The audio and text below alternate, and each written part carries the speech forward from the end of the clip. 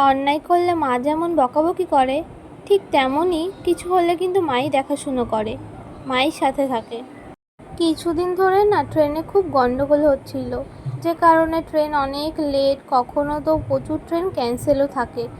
আমার duty time শেষ হওয়ার পরে শুনতে পেলাম যে ট্রেন গন্ডগোল আছে, ট্রেন চলছে না।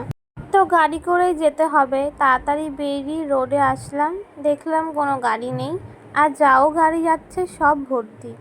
তো অনেকক্ষণ দাঁড়িয়ে দাঁড়িয়ে দেখলাম একটা ভ্যান কাকু এসে দাঁড়ালো, সামনে দুটো লোক। তো আমাকে বললো কোথায় যাবে, তো আমি বললাম মচলন্দপুর। তো বললো হ্যাঁ আমি যাব। তো আমি বিশ্বাস করছিলাম না, কারণ আমার হাবড়া থেকে না মচলন্দপুর অনেকটা টাইম। আমার আসতে লেগেছে ঠিক 35 মিনিট, তার থেকে বেশি ছাড়া কম নয়। আমি কাকুটাকে 3-4 বার করে জিজ্ঞেস করলাম যে মচলন্দপুর তো, বলছে হ্যাঁ মচলন্দপুর। মানে আমার বিশ্বাস হচ্ছিল না এতটা দূর। তো যাই হোক বললাম হ্যাঁ যাব। তো বললো ভাড়া কিন্তু বেশি লাগবে। ভাড়া বেশি লাগলেও কিছু করার নেই, আমার তো বাড়ি যেতেই হবে। আর রাস্তাটা না অনেক অনেক জায়গায় প্রচুর অন্ধকার ছিল, এই দেখতে পাচ্ছ কতটা অন্ধকার। আর প্রচুর হাওয়া লাগছিল পেছনের সাইডে।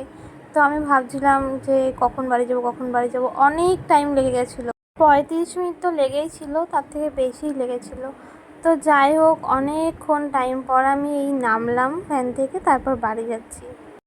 আর এই ভ্যানে করে এত টাইম আমি কখনো যাইনি। তো ওই হাওয়া যা লেগেছিলো আর অন্ধকার রাতে না অনেকটা ভয়ও লেগেছিলো। তো এটা পরের দিন রাতে আমার প্রচুর জ্বর আসে। তো আমি সব থেকে সেদিন তাড়াতাড়ি বেরিয়ে আসি, আর মা আমাকে পা টিপে দিচ্ছে, পা হাত পা প্রচুর ব্যথা করছিলো। মা আবার মাথায় জলপট্টি দিয়ে দিয়েছিলো, হাত পা টিপে দিচ্ছিলো।